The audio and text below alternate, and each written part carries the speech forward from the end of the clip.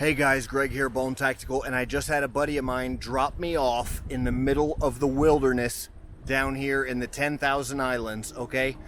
I am down here in the 10,000 Islands, Florida, all right? I'm gonna try and show you guys how maybe we can signal for a plane. There's a plane going ahead above me right now. I don't know, I'll swing over here. Maybe you guys can see the plane, maybe not. But how would I signal for this plane? How would I survive in this situation, okay? I'm completely surrounded by sea and thousands, more than 10,000. This is called the 10,000 Islands, but there's more than 10,000 little island chains out here. And I'm gonna show you guys how to survive.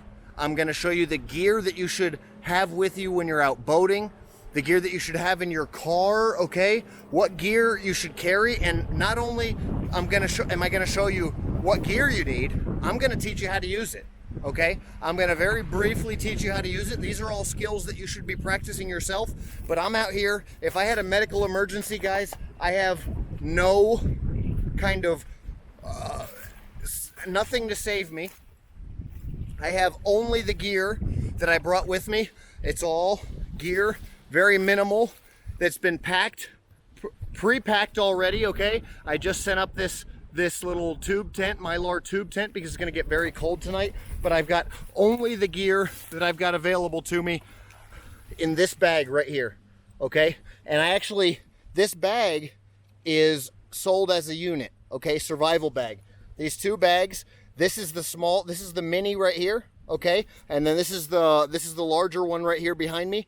And I'm gonna rough it out here, survive on only the gear in these bags, and take you guys really just on this adventure with me. If something happens and they never find this footage, it's really gonna be a shame, because I'm going all out for you guys. It's risky, it's dangerous, but I'm gonna make this happen, and I'm gonna try and share what little bit of survival skills that I have with you guys. And the first thing is setting up the tent. The first thing I did when I got to this little island, I got dropped off here by a buddy in the middle of nowhere. It's simulating basically being stranded in the worst possible conditions. I'm surrounded by seawater, all right? And all I had was the survival bag that I will link in the description below, the survival products that I'm using. So if you read the video description, you will be able to go and see what products, and you can look a little further into them.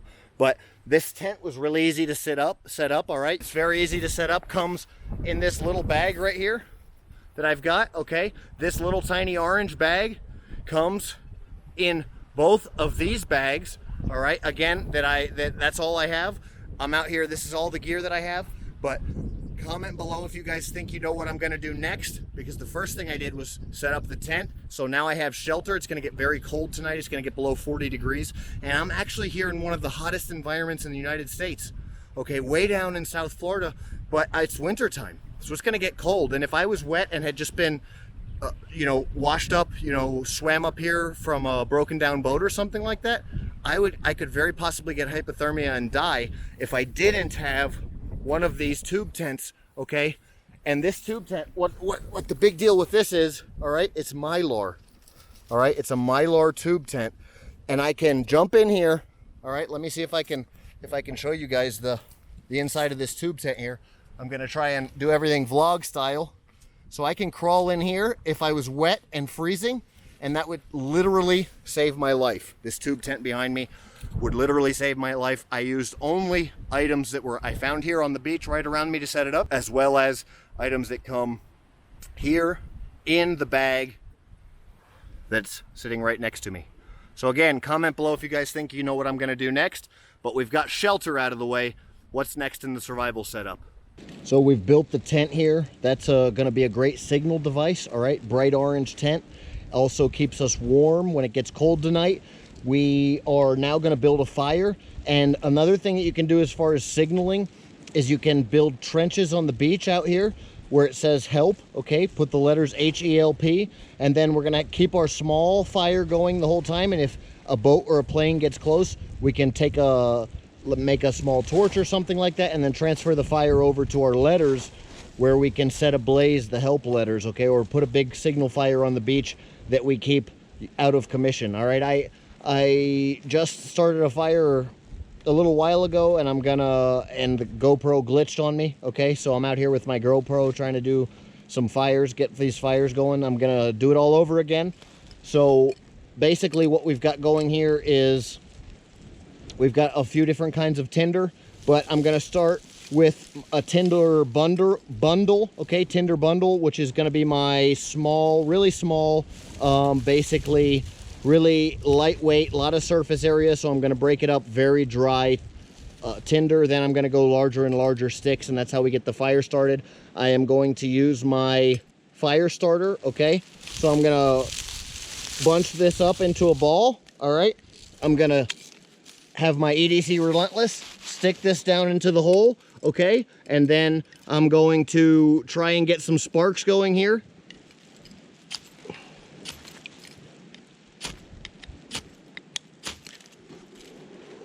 Once I get this smoke and burning, these sparks are kind of catching in here, but hasn't turned into a flame yet. So once I get it turned into a flame, by blowing on it, I will start placing in some of the larger tinder, some of the sticks, and then go just larger and larger logs from there.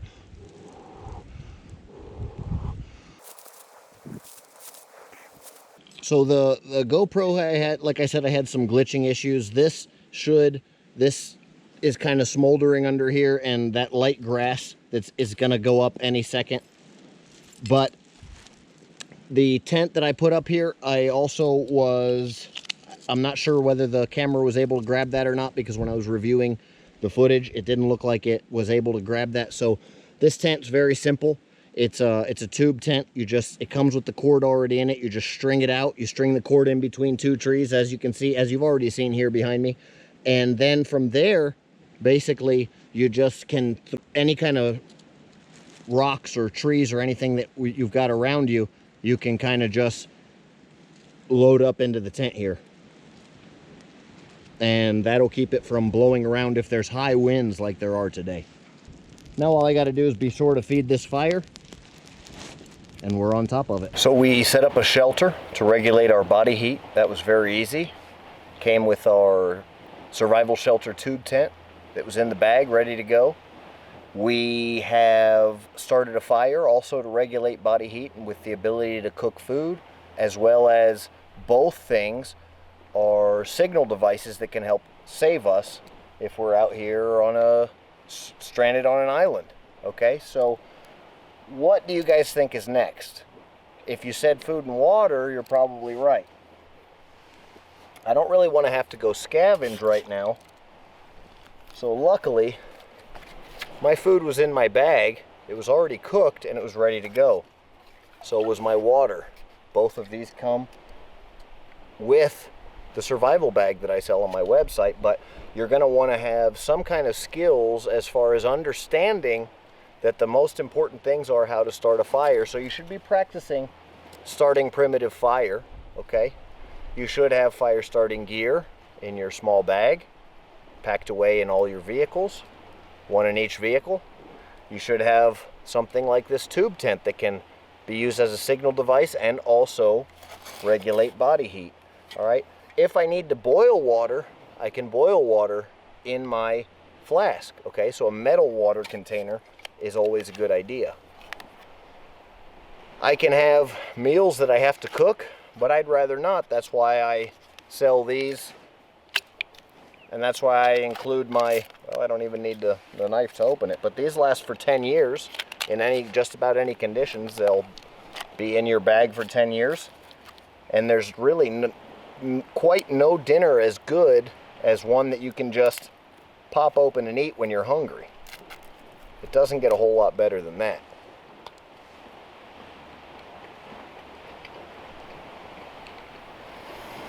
So, you need to have some primitive fire skills, something you should be practicing on how to start a fire, so you have a little bit of an understanding of how to start a fire if you need to.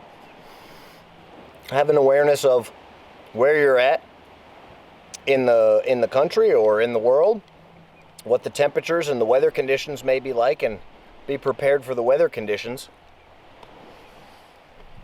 also have a basic knowledge of things that you can do, like lay inside of a Mylar tube tent to regulate your body heat if you need to warm yourself up, or if you're out there and it's hot, know what you can do to cool yourself down. Finally, I have a knowledge of some food sources that you can have. I can also go around this island and scavenge for crabs. I can fish, okay? I can eat local, wild plants. I can forage for local wild plants and berries and things of that nature that may be out here. So food and water. I can use that as a tarp as well to catch rainwater behind me. I can purify water. And I can collect morning dew. All right, I can create a lot of different things that will help me collect water that's ambient water and that's in the air in the form of humidity. So being able to have water and food is right there up with shelter and signal devices in an emergency situation like this.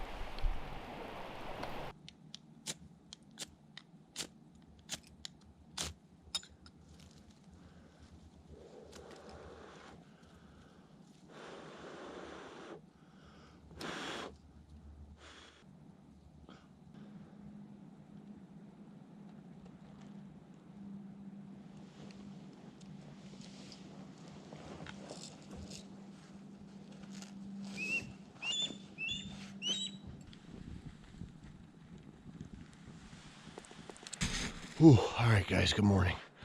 It was a cold night last night. I just crawled out of the shelter and made a little fire.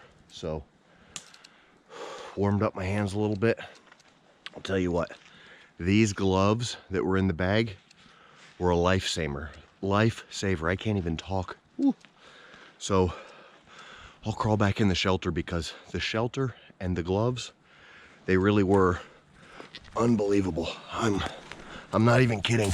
This is Mylar, this shelter. So let me see if I can't use this light to light myself up a little bit as I'm crawling through here so you guys can see a little better.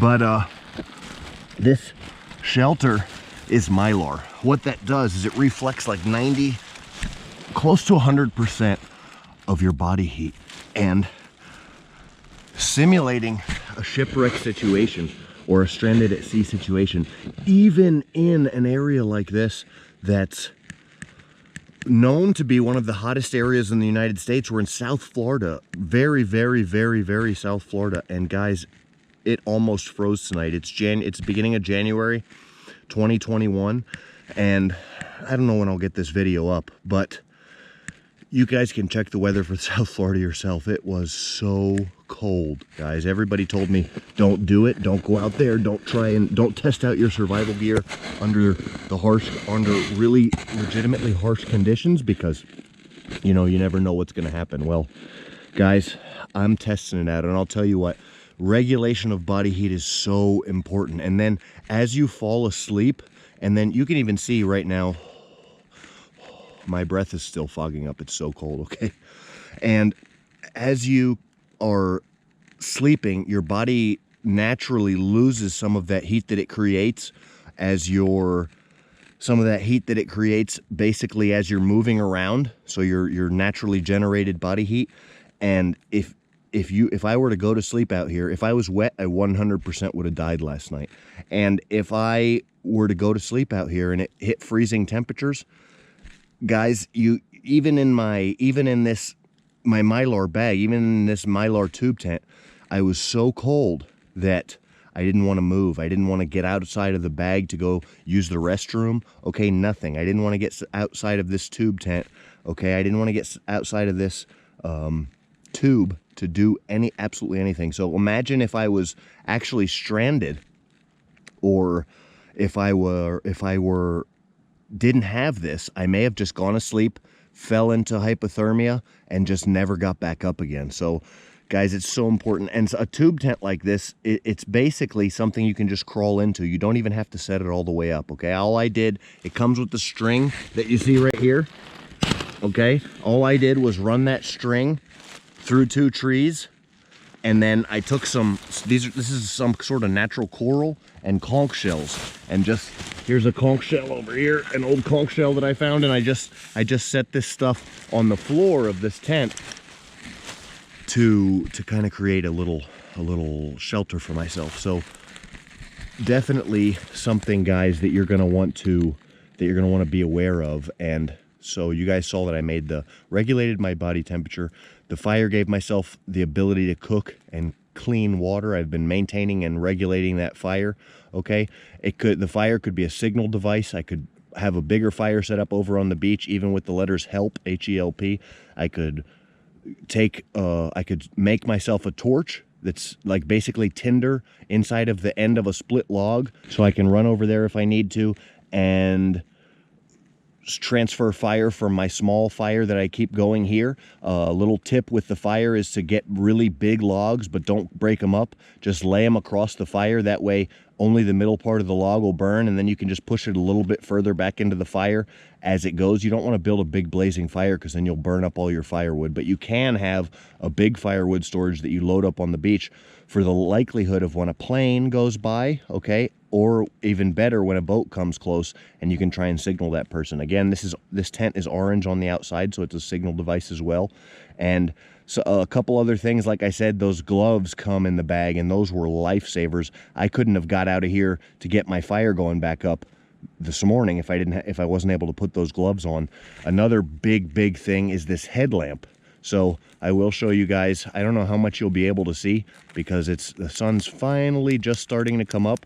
I'll turn this headlamp on red mode. Let me know if you guys can see this or not, but I wore this and was able to see what was going on. If something goes thump outside and I don't want to lose my night vision, I can hit that left side button. That's the red light button. So I'm in here sleeping and a raccoon goes by, for example, like what happened last night. Raccoons out here screwing around and I hit that and, oh, just a raccoon, okay. And then I'm able to turn that red light off. But this is the tube tent, guys. I'm gonna shimmy on out of here. Oh man, I can already feel it starting to get cold as soon as I get out of this little tube tent. It's really just amazing the technology that we have these days to be able to make something like this Mylar tent. Let me shimmy on out of here, and I'm not gonna try and talk and do all this crawling around at the same time. So excuse me for a second.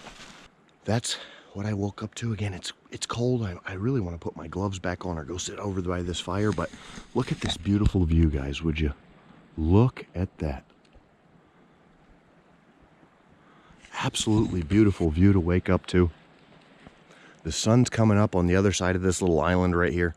I don't know if you guys can see through there, but there's actually woods right there. Right here. And water on the other side. Excuse me, there's actually water on the other side of these woods. Hey guys, it's morning on the deserted island in the middle of the ocean that I'm out here on. I've lost track of actually how long I've been here at this point.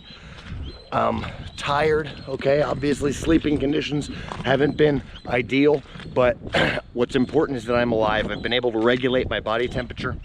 I'm gonna do a little scouting. I'm gonna see what we have out here. I was able to start a fire so I can check these little tide pools around me. I can find crabs. There's all kinds of little places to find crabs. There's gonna be, in the real small ones, I can create a spear, and there will be little fish and stuff like that that got trapped in here when the tide goes out. Very important to scout the island at low tide, so I can create traps. Okay, I will sit down here and show you and talk you through some of the other stuff that I've got in this bag. We've already talked about a lot of the stuff, regulating body heat. One thing I haven't mentioned, creating a shelter, doing a signal device, regulating body heat. We've talked all that. One thing I haven't mentioned is the ability to, what we would say, conserve calories, okay? So I want to do the minimum. I can create a spear. I can go slowly through and create a spear. This comes with the bag as well. If I had to create a spear with this, I definitely could.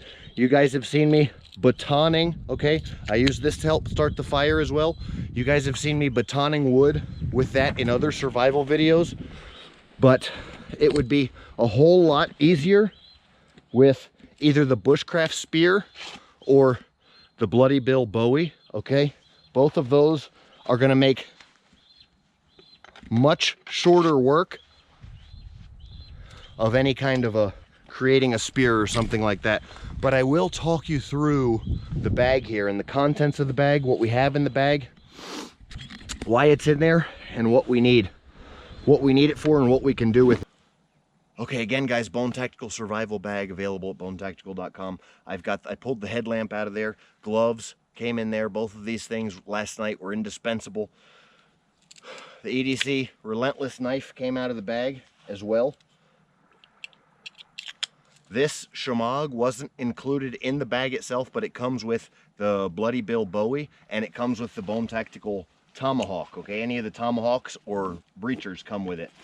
We've got the survival band. So if I am navigating myself around this island, now that's what I'm doing, and I don't want to actually pull out my full-size compass, I can just stick this here on my wrist, and it gives me cordage. I can go around here and set traps. We're talking about low-calorie ways to catch animals. There's raccoons all over the place out here. I've seen the tracks, so I can set some snares. I can take this off. There's 7 strands of nylon inside the wrapper, so I can use the small strands to set snares for birds. Okay, I've noticed several birds' nests. They're ospreys, so they are protected species, and I definitely can't do anything to mess with them in any way. But if I was dying out here, I could set a snare in the osprey trap and eat that to survive. It would be something that I would have to do even after. It would probably take me a week without eating to get to the point where I would do anything like that to eat an osprey. I don't even know if I could do something like that, but that's an example. So we talked already about signaling, okay? We talked a little bit about fire. This has a fire starter. This bracelet has a fire starter in it as well. So you've got 2 of everything that's super important in the bag. You've got 2 fire starters. We talked about signaling, fire starting to regulate body heat. Signaling, okay, so we've got a signal whistle on here. But right now what I'm doing is I'm navigating around this island. If I set traps, I want to remember where they're at, which side of the island. I might even write that down if I have a pen and paper, or if I have some way to write something down, then I'm gonna write that down. But now I know that, okay, so this is the north end, okay, this is north over here. If I wasn't watching the sun come up, I would know that the sun is gonna rise. If it was nighttime, I know the sun's gonna rise over here. The sun's already starting to come up over here, so I know the compass is correct. This is east over here. That's great to have. The Mylar tube tent did so well to promote body heat. It's just absolutely unbelievable. If I were to get a cut out here or something like that, especially there's oysters all over the place out here, and if I were to slip and fall or touch an oyster, or even trying to eat an oyster, you can eat them, but if I cut myself cleaning them, they have a bacteria inside them that's very tough. I can use these wet wipes to clean myself so I don't get an infection that could end up getting in my bloodstream and killing me. All right, so that's something important to think about. If I have to go to the bathroom, all right, I don't have to use leaves. I can use this. If I want to wake up in the morning and just clean myself, do under the armpits, you know, in the areas that get the most dirty, down in where your underwear are, do a little swab and clean yourself keep up personal hygiene. You can do all that. Again, we've got a water purifier, water filter. I do have a water bottle as well, so I'm boiling water is what I'm doing, because there's going to be little tide pools. And then now during the daytime, what I can do, I can wake up before the sun comes up, set my tarp out, my Mylar tent out, and collect dew, and then I can boil that if I feel like I need to, or I can just go around to the little interior parts of the island where find rainwater, collect rainwater, and then boil that. So out here, I can even boil water and try and get the salt out of it. There are ways to desalinate water, but I'm not going to try and do that unless I really need to. All right, but you can't drink any of this salt water around here. I wouldn't recommend trying to use a water purifier to get the salt content out of the water, but what you can do is you can purify water and then reconstitute a little bit of salt water into it. And that's basically like drinking Gatorade, but you have to get those ratios right. Again, super important. If I got injured, it's like 121 piece, something like that, first aid kit. Do have my first aid kit in the bag, antiseptic wipes, alcohol wipes, all that stuff if it's a real serious injury. We've got, this bag is just loaded down with goodies. You guys know that. So if I really want to start plotting and letting people know, you know, different locations, if I'm in a group or something like that, if we want to keep track of where everything is, I do have a full-size compass in here. I'll show you that in a second. Let me make sure I don't have anything else important here in this main compartment. We talked already about the whistle, okay? And the fire, we talked already about the whistle and the fire starter. This is the primary ferrocerium rod, okay? I said magnesium earlier, I think. I do apologize for that. I am out here actually doing it. I'm on a calorie deficit. I normally eat really well. I'm not eating a whole lot of food. I'm doing the whole survival thing, so forgive me if I say anything wrong, but this is a ferrocerium rod. They call them ferro rods, all right? And it just creates a spark. You guys have seen that already. But I've got one on the bracelet, which you just saw, and then one here. 2 whistles, one on the bracelet, one there, okay? Whistles that are specifically designed for signaling if I get lost or something like that. Let me check these other compartments in here. All right, headlamps. Package for the headlamp, it's rechargeable. Of course, that doesn't help me much if I'm out here, but it is fully rechargeable headlamp. I've got this is a map compass.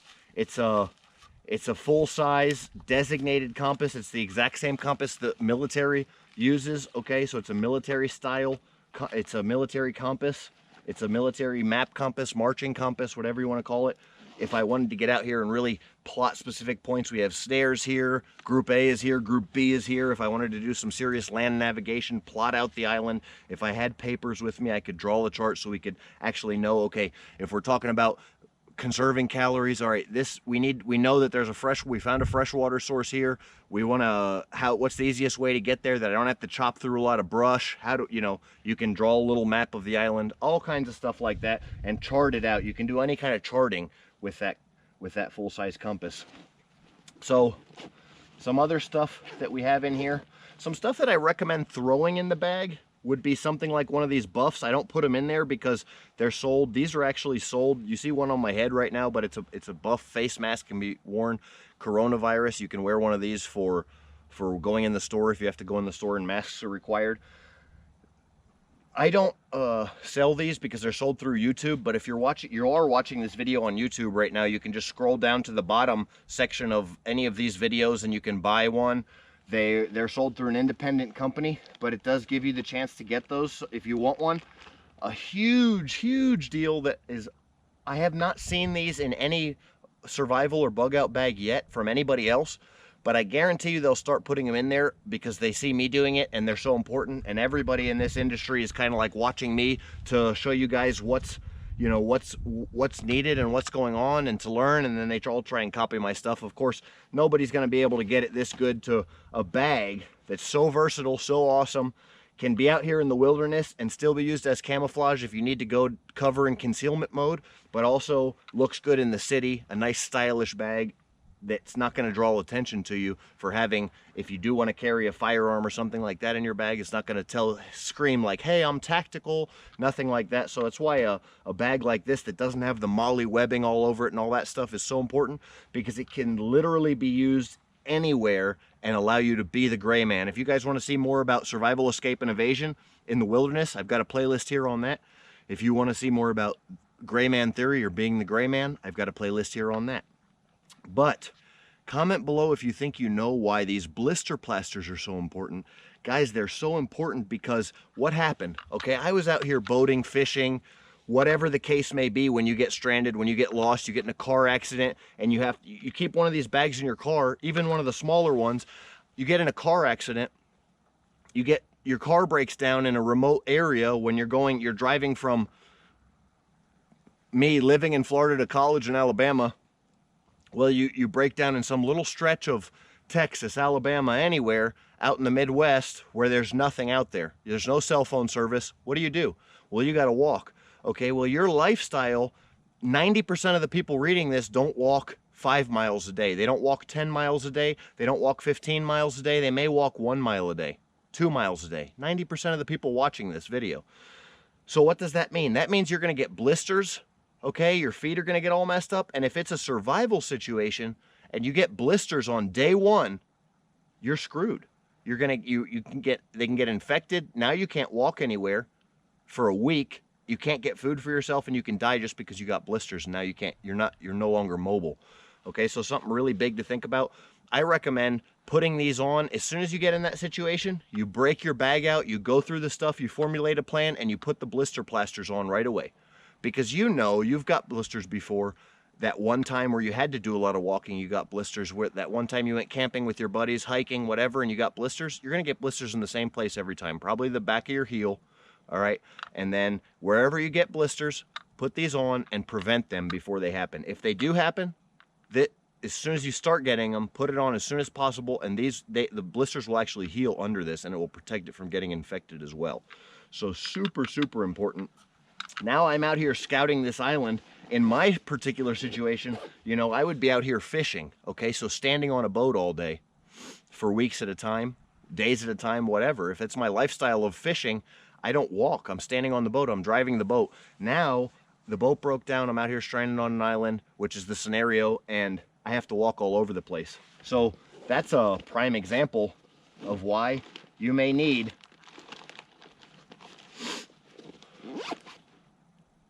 these blister plasters. Let me know what you guys want to see more of in this video. I'm gonna go around here, go around the island. I've kind of talked you through a lot of this stuff, and I'll walk around and I'll try and show you guys some more stuff. If you want to see anything in particular, let me know. Thanks for watching.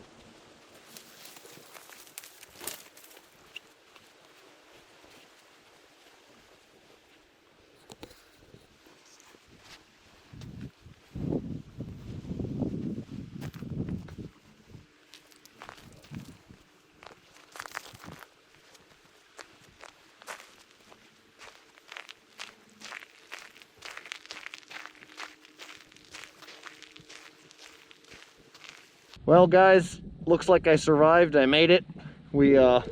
Captain Hand happened to be out fishing around my way, and always vigilant to stranded refugees on island beaches. He saw me and was able to pick me up. So about to get a good day fishing out of the deal anyway. Thanks for watching. Bone out.